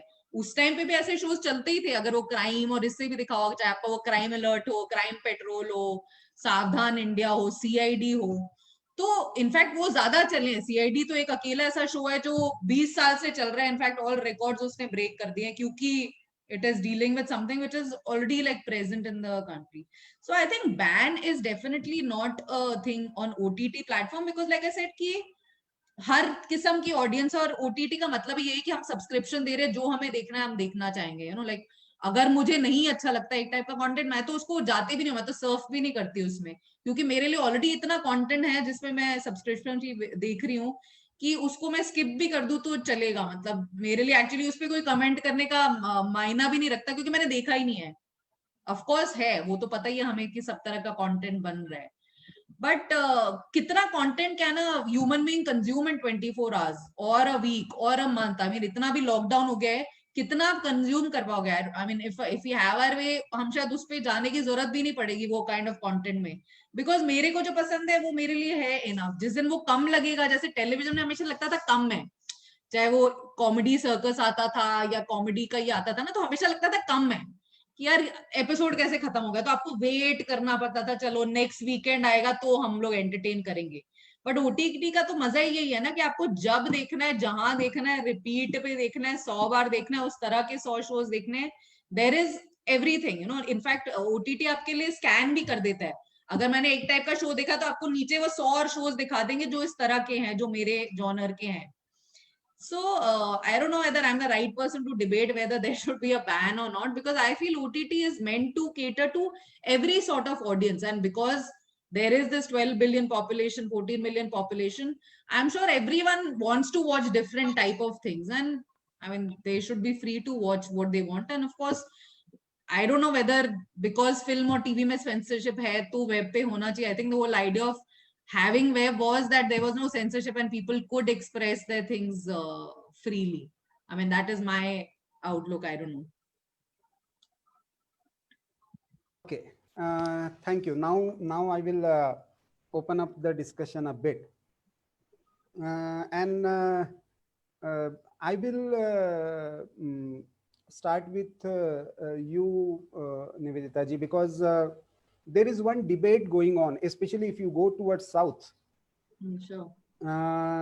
When this series came about, called Ponmagal Vanthal in Tamil, Okay. there was a huge debate about how OTT platforms are creating a threat to conventional cinema industry in South. And in fact, most of the filmmakers in Telugu and Tamil came up in arms कि भाई ये जो है ये तो पूरी film industry को ही खत्म कर देगा, और कोई भी नई चीज आती है तो बहुत बार ये लगता है ये थ्रेट क्रिएशन लगता है। तो इस सारे डिबेट में ये जब आई कृष्ण लीला, जो तेलुगु में सीरियल आई, जिसने सबसे ज्यादा कंट्रोवर्सी क्रिएट की, सोशल मीडिया में भी उसके खिलाफ प्रोटेस्ट चला जी। उस समय ये दूसरा डायमेंशन उसमें ऐड हुआ कि you take Hindu sentiments for granted. आप किसी के और के बारे में तो कर नहीं सकते हो, लेकिन क्योंकि हमारे भगवान कृष्ण है और हम सहते हैं तो हमारे बारे में तो कुछ भी दिखा दोगे, बाकी किसी के बारे में करके हिम्मत दिखाओ तो आपका भी हेडिंग हो जाएगा। इस लैंग्वेज पर दूसरा प्रोटेस्ट चला, और अब तीसरा जो लाइन इसमें जो आ रही है वो फंडिंग से related, and Raj ji also can come in on this, कि ये सारा जो है वो फिल्म इंडस्ट्री के प्रोडक्शन और उसका जो सारा मैकेनिज्म है वो सारा बदल देगा। और क्योंकि ये एक लिमिटेड, क्योंकि अभी इंटरनेट पेनिट्रेशन उतना भारत में नहीं है, हम कितना भी कह ले कि स्मार्टफोन्स आ गए और ये आ गए, हमको रियलिटी पता है अभी भी जो एक्सेस है ये बेसिकली 25 to 30% लोगों तक का ये कंटेंट है। तो ऐसे में एक नया डिवाइड ये क्रिएट करेगा, डिजिटल डिवाइड क्रिएट करेगा, और कंटेंट के बारे में भी एक नया वैल्यू सिस्टम हमें परोसा जा रहा है जो कि शायद हमारी नीड नहीं है। ये तीसरा डिबेट का लाइन है। इसको आप कैसे एड्रेस कर सकते हैं? मैंने तो पहले ही कहा कि ban is not a solution. In fact उस डिस्कशन में ना जाए, उस दिशा में डिस्कशन ना जाए, इसीलिए रेगुलेशन की बात है कि there should be some kind of common understanding. Regulation रहते हुए भी उसमें कैसे रास्ते निकाले जाते हैं ये मुझसे आप लोगों को ज्यादा पता है। वहां पे सब्जेक्टिविटी भी कितनी काम आती है, किस तरीके से उसमें ये होता है। लेकिन some kind of understanding about the availability of content and the kind of content that is being provided to the audience. So इसको आप कैसे देखती हैं इन issues को? सी प्रफुल्ल, ये आपने दो टॉपिक्स के बारे में बात करा है. एक तो मेरा ये मानना है, पहले तो मैं उस चीज को करेक्ट करना चाहूंगी कि डेफिनेटली इंटरनेट पेनिट्रेशन जो आप बोल रहे हैं पिछले 2 साल में, you know, because of Jio, freeo, whatever, it is definitely increase multi fold. You know, जहां मेरी मतलब मैं तो, मेरी मदर तक तो मैं जा ही नहीं रही, मैं तो उससे और वो जा रही हूँ कि उनका गार्ड तक आज शायद ज्यादा Z5 एक्सेस करता होगा शायद मेरे से ज्यादा, क्योंकि वो पूरी रात वहां पे काटता है और उसको कुछ है नहीं. इनफैक्ट हमारे गार्ड्स, मतलब 5 साल पहले हर गार्ड जब मैं एंटर करती थी किसी भी पार्टी से, अगर मैं लेट आ रही हूँ तो सो रहा होता था. आज मैं 6 बजे भी या 5 बजे भी नीचे चली जाऊं तो उससे ज्यादा सतर्क कोई नहीं है, क्योंकि वो अपने इंटरनेट पे कंज्यूम कर रहा है, OTT प्लेटफॉर्म पे जो भी कंटेंट उसे देखना है वो देख रहा है और वो उठा हुआ है. तो इसके प्लस ये हुए हमारे लिए उस तरह से. जो आप साउथ में बोल रहे हैं, जो ये प्रोटेस्ट हुआ होगा ये कृष्ण लीला में, I am sorry, I didn't follow too much of it. I think because I don't know, regional content specially in the main stream platform अभी भी बहुत लिमिटेड आ रहा है. Mostly it is all bought content. Original content I think, मुझे जो पता था, जो बहुत वास्टली प्रमोट किया गया था, वो था क्वीन था, जो MX प्लेयर का, जो जयललिता की स्टोरी थी, शायद वही सबसे ज्यादा प्रमोट किया गया था. So why the South directors or, you know, creators probably must have protested. See, there has always been a sense of insecurity in terms of, you know, web coming in, because अभी lockdown जैसी चीज हमने कभी जिंदगी में नहीं imagine करा था कि पूरी दुनिया will come on a shutdown mode. You know, this is, I mean, हम लोग के बाप दादा लोग भी, यू नो, इतनी जिंदगी जी के गए हैं, बट कभी ऐसा नहीं उन्होंने बोलेगा कि पूरी दुनिया बंद थी. यू नो, या जैसे बॉम्बे का बोलता है कि the life line is the Bombay metro, कि वो बंद है आपका मतलब, it's never been the case. So unfortunately उसके वजह से क्या हुआ कि सिनेमा बिजनेस बहुत कम हुआ. And obviously as a smart move I would still say कि lot of OTT platforms bought these movies. Now a lot of people are finding it bad luck also, a lot of people are saying it's good luck also. You know, good luck, good for the audiences who are sitting at home and consuming, because they are getting more than what, you know, like they had asked for. आज की date में अगर theatre में जाना हो तो obviously there is an expense to it, but there's also an excitement to it. But क्योंकि अभी ये पैंडेमिक है तो मुझे नहीं लगता कि मतलब दिसंबर तक भी कोई ऐसा जन होगा जो अपनी 8 जन की फैमिली को लेके थिएटर में जाएगा, मतलब अपने सेंस ऑफ सिक्योरिटी नहीं देखेगा और जाके बोलेगा कि नहीं मैं तो एंजॉय करूंगा movie. So unfortunately the world is going through that crisis and this was the mode which they had to take on. But if you see Hollywood, you know, there are movies which are specially created for the platform with the biggest of actors. I remember Netflix में 3 साल पहले या 2 साल पहले Brad Pitt आया था बॉम्बे, और मैं उसको मिलने गई थी. You know, like there were a group of like 200 people they had selected for from a random pick who can come for the interaction with the makers of ये ब्रैड पिट मूवी थी. I forgot the name of it. So anyways, we all had gone for it, and he has a company called Plan B ना, I think राज को पता होगा. So उन लोग उसमें ना बहुत इंटेलिजेंट एंड अच्छा सिनेमा बनाते हैं, and in fact Plan B is doing a lot of web movies now with the biggest of stars. So हुआ क्या है कि वेस्टर्न वर्ल्ड में एप्रीहेंशन जो है ना OTT वर्ल्ड का, वो चला गया है. मतलब बिगेस्ट ऑफ एक्टर्स, चाहे वो जूलिया रॉबर्ट्स हो, चाहे वो Robert De Niro, everyone is doing web. You know, if you see Hulu and all, अभी वो इंडिया में आए नहीं है platform, but they all are doing web. But India में अभी भी I think there is this huge demarcation. Raj, correct me if I am wrong, कि people are still, the biggest are still ours कि at least वो अभी नहीं आ रहे. मतलब it was the biggest thing जब अक्षय कुमार ने बोला, you know, where he is doing a web show on Amazon. तो maybe once that comes a lot of people will open up to coming. और फिर जो आप बोल रहे हैं ना, वो जो डिमार्केशन है कि अरे कैसे वेब कर रहे हैं, वो भी शायद चला जाएगा. क्योंकि इवन दो सैफ आया और ये नवाजुद्दीन आए आपके सीक्रेट गेम्स के बाद, बट उसके बाद भी कोई मेन स्ट्रीम अभी इतने बड़े ए लिस्टर्स नहीं आए. मतलब none of the Khans have ventured out और none of the. So I think 5 years down, probably that, you know, that line is going to go away कि ये वेब का एक्टर है या ये सुपरस्टार फिल्म का है तो इसलिए नहीं कर रहा. And I think that will be a time, you know, where probably जो आप बोल रहे हो कि सेंसरशिप शायद उस टाइम पे ज्यादा मायने रखे क्योंकि इतने बड़े लोग आ रहे हैं. बट आज की डेट में when we are just about starting and, you know, like I would से हम लोग तो बहुत न्यू है टू द इंटरनेट वर्ल्ड। ये ओटीटी ये तो हम मतलब 2 साल भी नहीं हुए हम लोग के, हम इतने एक्साइटेड हो रहे हैं कि ऐसा लग रहा है जैसे हम 10 साल से इसी में पले बढ़े हैं। बट क्योंकि इतना ज्यादा हो गया और because of the pandemic and all, इतना ज्यादा कंज्यूम कर लिया है that actually India must have gone fast forward bye 2 years। हमने 2 साल तो अपने कम ही कर लिए हैं जो हम लोग पीछे थे ना इंटरनेट वर्ल्ड से।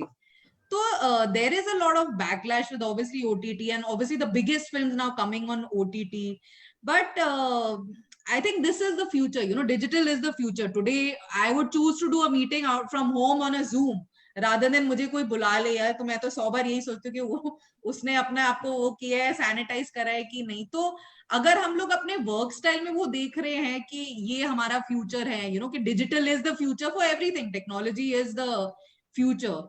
So why should we not, consume OTT with open arms? I mean, like I said, for me, somebody like me who consumes a lot of OTT, almost 15 hours of everyday OTT, not just to create stuff, but also to entertain myself. Every time it cannot be कि मैं अपना वो देख रही हूँ कि मुझे कुछ रेफरेंस चाहिए।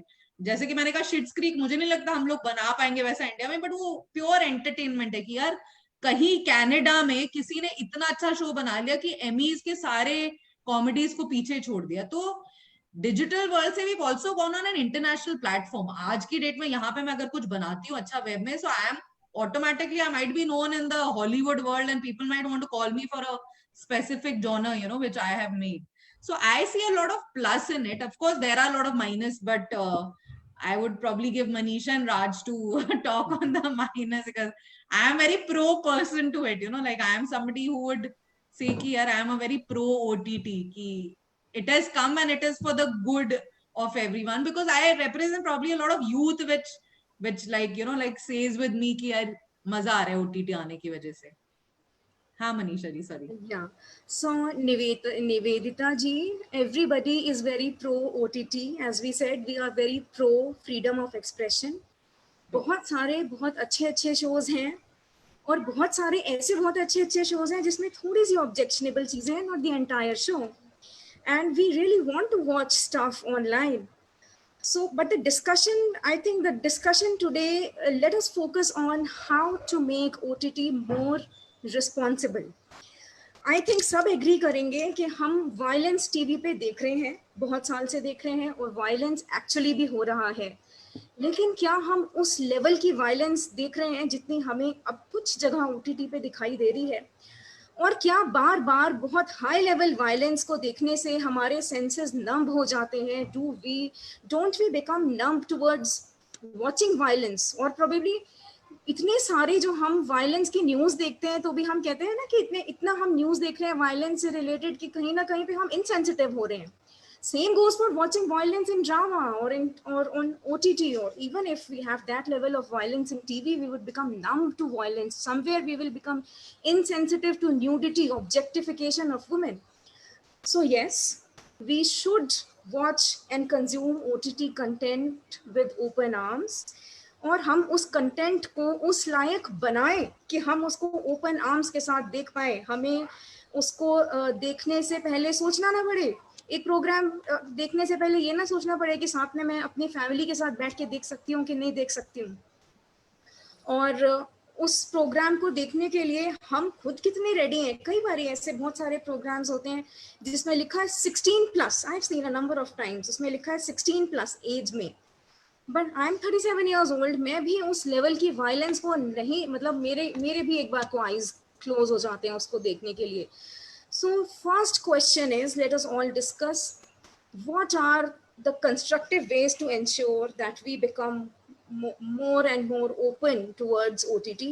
उसका content और ज़्यादा अच्छा रिस्पॉन्सिबल कैसे हो सकता है, जैसे कि ऑलरेडी बहुत सारा कंटेंट बहुत रिस्पॉन्सिबल कंटेंट है. सेकेंडली, जैसे कि राज और निवेदिता आप दोनों ने एक बहुत अच्छी बात बोली कि कभी भी हम कुछ भी कंटेंट बनाते हैं तो उससे तो कोई भी लोग, कोई ना कोई 2-3 लोग, कुछ लोग तो हर्ट हो जाएंगे, तो फिर क्या हम अपना कंटेंट नहीं बनाएं? थोड़े से लोगों के हर्ट होने से कुछ नहीं होता. लॉ ये नहीं कहता कि हम किसी को हर्ट नहीं करेंगे. Hurt word is not there in law. What is there in law is, what we need to ensure is कि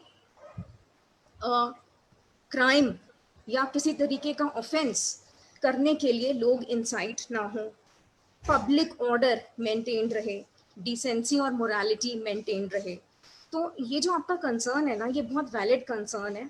इसके लिए एक एक सॉल्यूशन जो मेरी समझ में आ रहा है, डिसेंसी और मोरालिटी की एक बहुत प्रॉपर डेफिनेशन डिसाइड होनी चाहिए, क्योंकि anything can be termed as immoral and anything can be termed as indecent. So तो सारे की सारे जितने भी लोग एसोसिएटेड हैं फिल्म जगत से और जर्नलिस्ट्स, आज हमारे पैनल पे सब इतने अच्छे अच्छे आप लोग हैं, सबको हम अपने अपने सजेशंस गवर्नमेंट को दे सकते हैं कि what should be the actual definition of terms like obscenity, morality. What will constitute obscenity? Showing of a hand will constitute obscenity? No. What will be termed as obscenity? So that जब OTT के लिए film या कोई भी content बना रहे हैं तो पहले से ही क्लियर हो कि क्या करना है क्या नहीं करना। Over to you.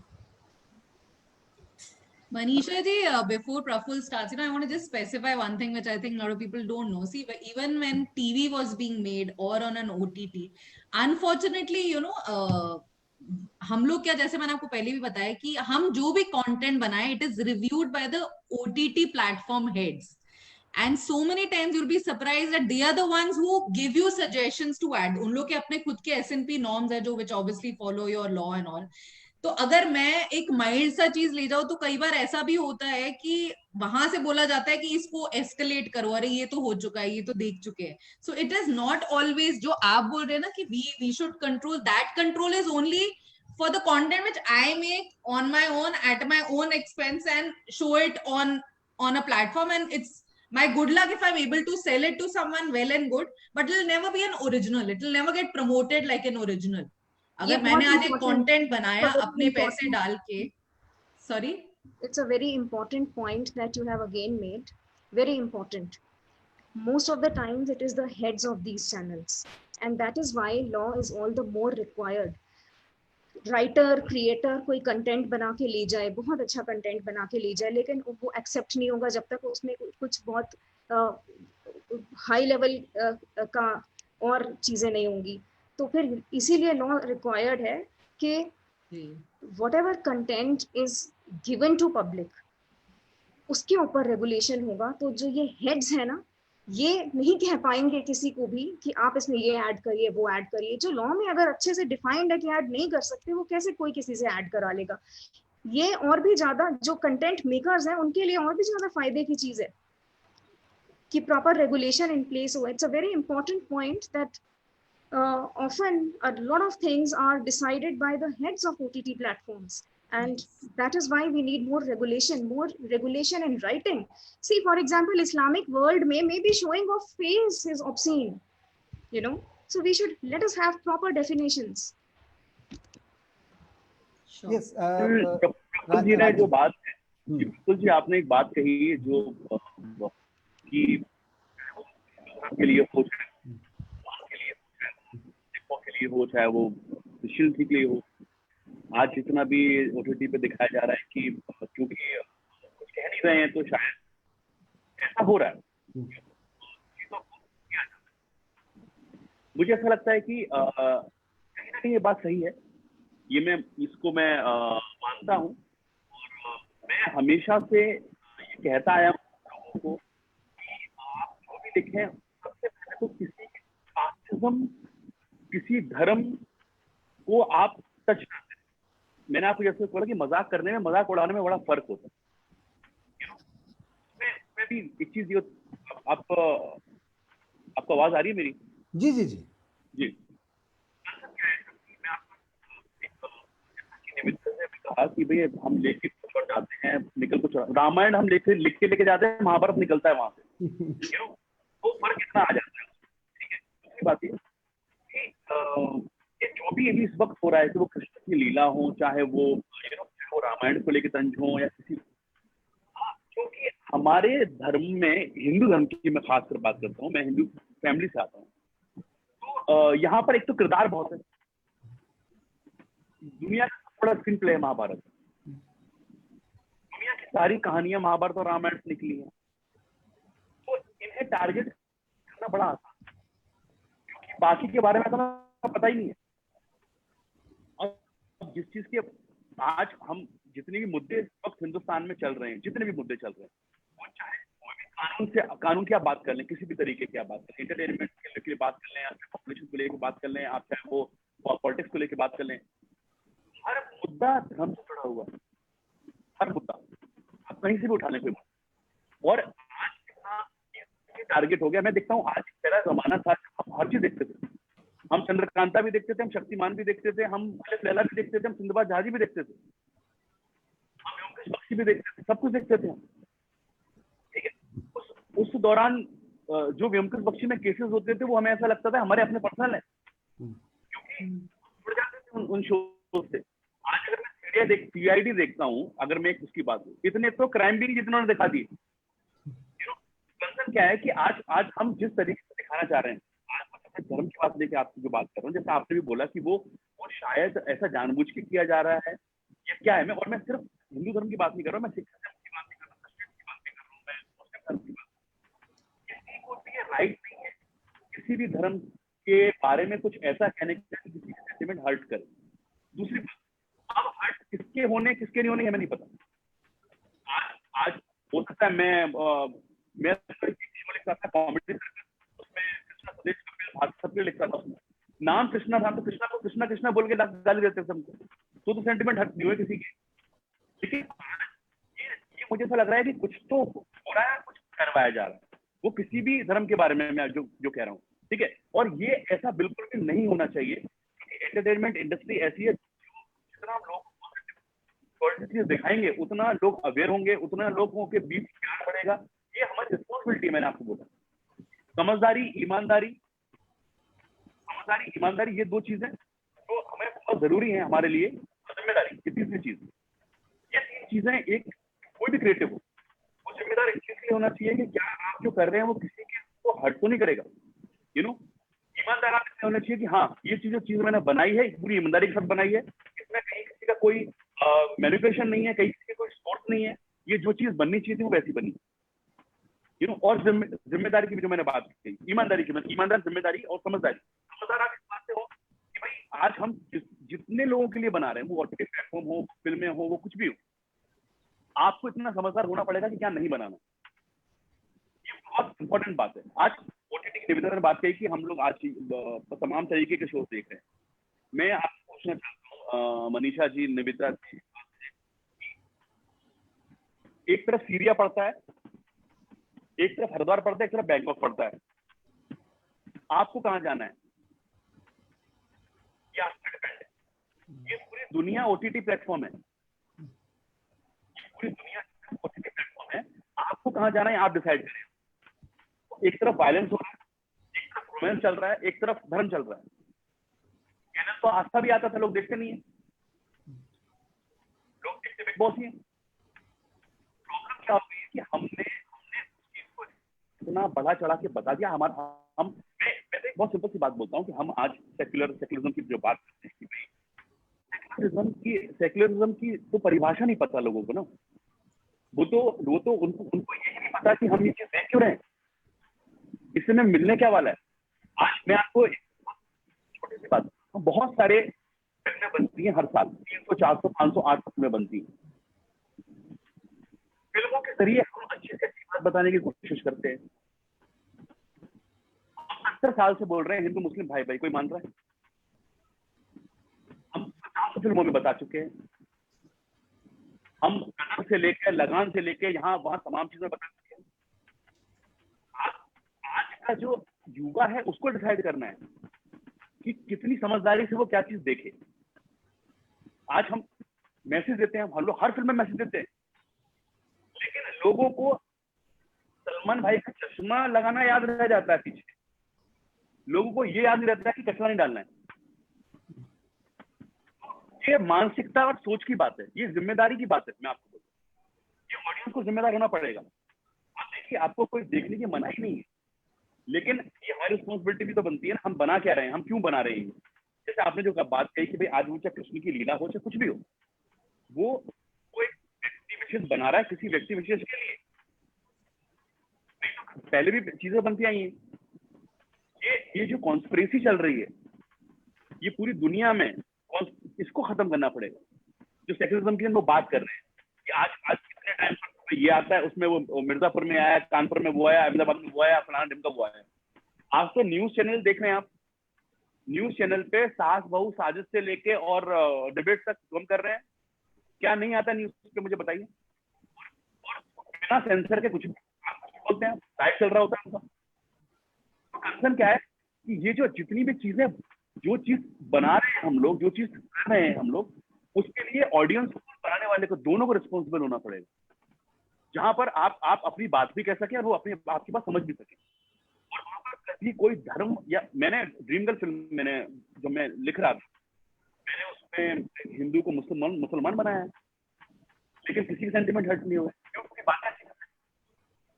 मेरा मुसलमान बन के दंगा करना गलत है, मेरा मुसलमान बन के नमाज पढ़ना गलत थोड़ी है। तो आप क्या बनाकर क्या शो कर रहे हो, ये बहुत इंपॉर्टेंट है भाई। हमें आपका पाकिस्तान जिंदाबाद, हमें उससे कोई प्रॉब्लम नहीं है। हमारा हिंदुस्तान मुर्दाबाद क्यों बोल रहे हो भाई?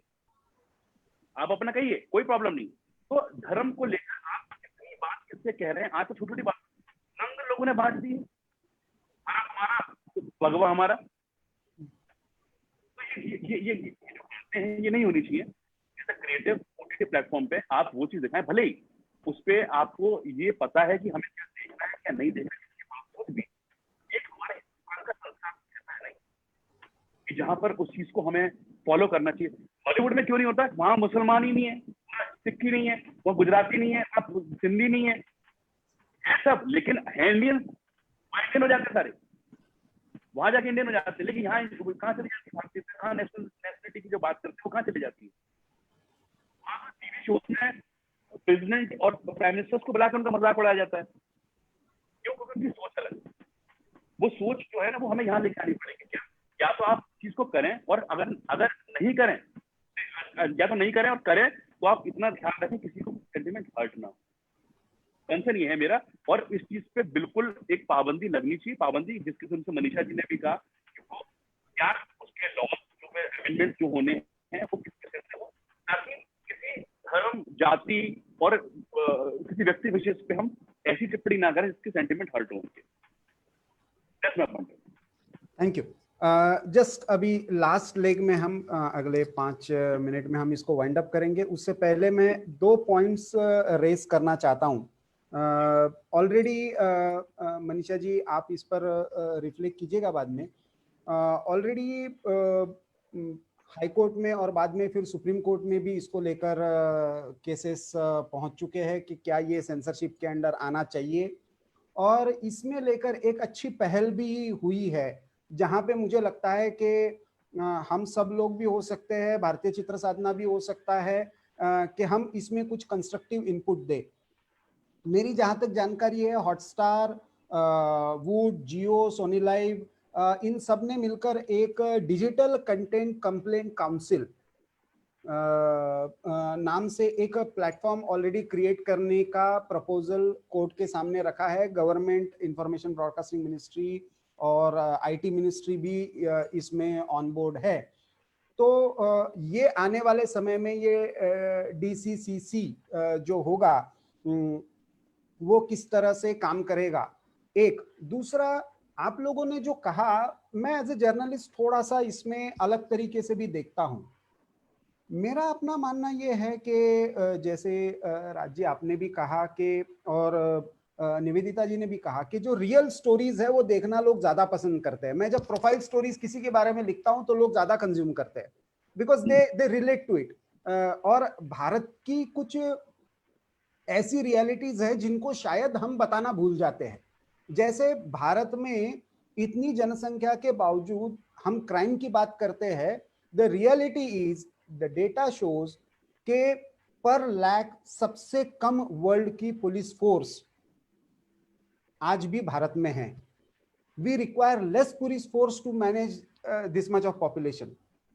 वैसे ही यदि हम केवल कोरोना क्राइसिस का ये ले, मुझे पता है कि महाराष्ट्र टू बिहार जाने वाले लोगों के लिए गरीब से गरीब घर के लोगों ने कम से कम 25,000 चप्पल अपने जेब से खर्चा करके उन लोगों के लिए दे के वो चल के जा रहे हैं।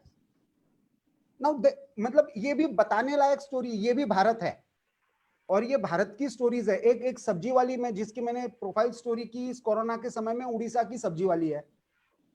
दिन भर सब्जी लगाती थी अपने ठेले पर, लेकिन उसने तय कर लिया 6 बजे के बाद जो है जितनी भी सब्जी बची हुई है अपनी पास की बस्ती में जाकर बांट दूंगी, उसके बाद बेचूंगी नहीं। जिनको नहीं मिल रहा है उनको जाकर मैं बांट दूंगी। अब वो कोई कमाने वाली करोड़पति नहीं है कि भाई उसको देने के लिए बहुत है, लेकिन फिर भी ये मानसिकता है। मुझे लगता है कि इस भारत की बहुत सारी कंस्ट्रक्टिव स्टोरीज है जो वेब, और इसीलिए क्रिएटर्स को भी इन स्टोरीज को भारत के नजरिए से देखने के लिए इंस्पायर करना पड़ेगा। आप जैसे लोग, भारतीय चित्र साधना जैसा प्लेटफॉर्म इसके लिए कुछ कर सकता है कि ये क्रिएटिव प्लेटफॉर्म जो है वो कंस्ट्रक्टिवली यूज हो। लेकिन फिर भी एक लास्ट वर्ड मैं सबको 1-1 मिनट के लिए दूंगा कि यदि ये digital content complaint council form होती है फाइनली, तो what suggestion you would give to make OTT platforms open, creative and still responsible? आपकी तरफ से आप क्या सजेशन देंगे? Just 1 minute each. Nivedita ji, you will have to unmute yourself. See, one last line from my thing is, see, if there is a forum like that, I think more than a creator, the head honchos of these platforms need to be sat down there and told, like this story of this lady, you know, I mean, I think it's a very interesting story which people would want to hear in a fictionalized way. I would love to do stories, you know, which give so much life and spirit. In fact, just as a closing line, I would like to say, you know, news में भी हम लोग international news जब देखते हैं ना, उसमें एक अच्छा feature आ जाता है. But Indian news में very rarely you see a good feature which comes in which makes you happy.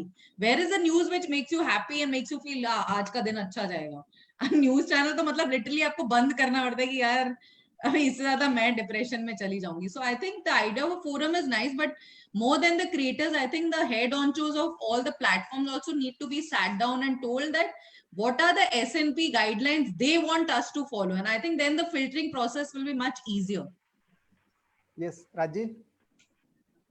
Nivedita ने जो बोला एकदम करेक्ट है. मुझे ये कहना है कि भाई कोई भी फर्म अगर काम करती है वो किसके लिए काम कर रही है और कौन लोग हैं, बहुत इंपॉर्टेंट है. जैसे आपने हमारे चैनल्स में ऑलरेडी होते हैं.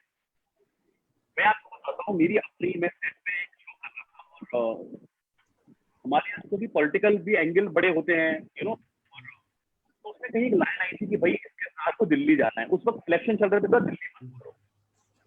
तो मैंने कहा क्या बोलूं मैं, हिंदुस्तान की राजधानी दिल्ली है, क्या बोलूं मैं. वो बात जस्टिफाई करने की रीजन क्या है? हिंदुस्तान में शरद जोशी जी की बड़ी एक अच्छी बात कही उन्होंने कि हिंदुस्तान में जिसको जहां होना चाहिए वो वहां नहीं है. वो आज जो लोग ये फैसला लेते हैं कि कौन सी चीज को ब्रॉडकास्ट करना है या किसको नहीं करना है, उनका क्रिएटिव, उनका एक न्यूट्रल होना बहुत इम्पोर्टेंट है. और जो भी शो बना रहे हैं, जिसने वो शो लिखा है, वो जो शो डायरेक्ट करने वाला है, जो शो प्रोड्यूस करने वाला है और किस प्लेटफॉर्म के लिए करने वाला है, ये 4 लोग एटलीस्ट पैनल में होने चाहिए उन लोगों के साथ जो फोरम ये बनाई हुई.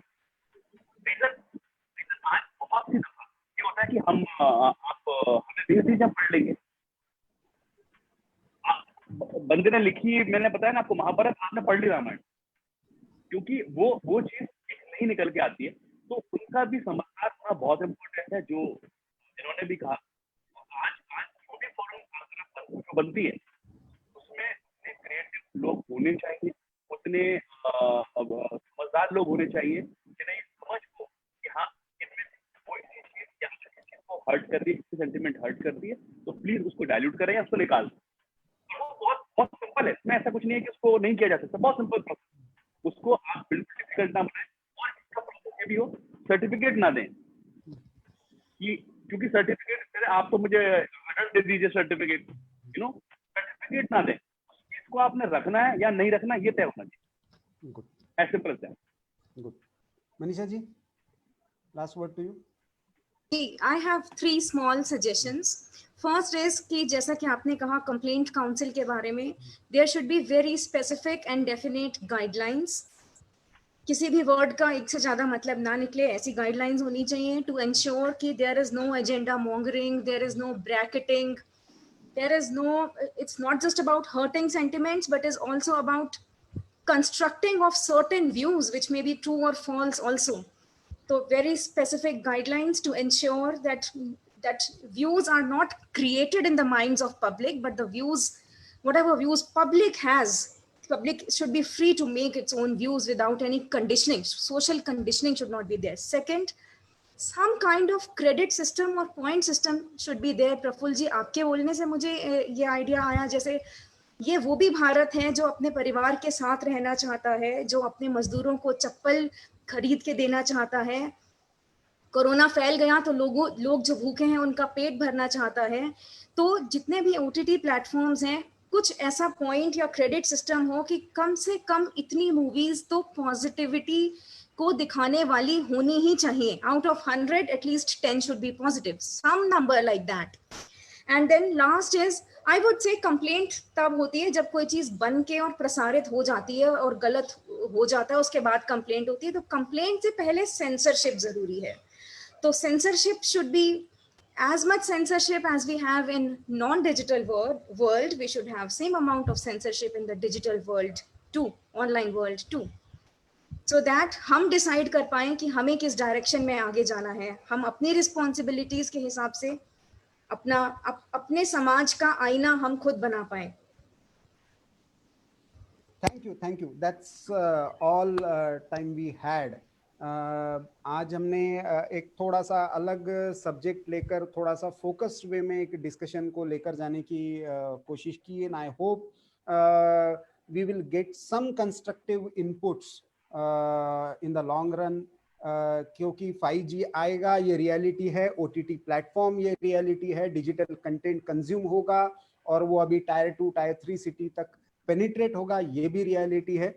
जो शब्द राज जी ने यूज किए कि जिम्मेदार भी, ईमानदार भी, और उसके साथ साथ हम जो जिम्मेदारी और ईमानदारी के साथ जो बना रहे हैं वो जी समझदार भी, जिम्मेदार, ईमानदार और ये समझदारी केवल वन साइडेड नहीं चलेगी। ये समझदारी दोनों साइड में बनाने वाले और कंज्यूम करने वाले और शायद उसको क्लियर करने वाले भी। स्मार्टफोन से ज्यादा स्मार्ट ऑडियंस चाहिए, स्मार्ट हमें बनाने वाले चाहिए। That's very beautiful. You know, phone smart नहीं होना चाहिए, लोग बनाने वाले स्मार्ट होने चाहिए, देखने वाले smart. Yes, so that is the concluding word I feel.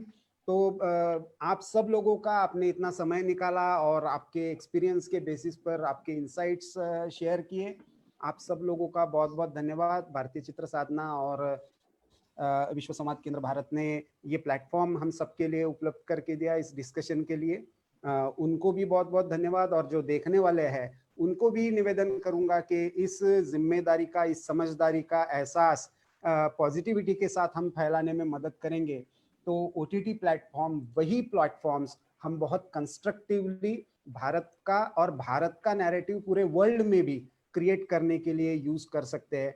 हमको सबको इसके लिए एक इंस्पिरेशन मिले, यही शुभकामनाएं। बहुत बहुत धन्यवाद। नमस्कार। नमस्कार।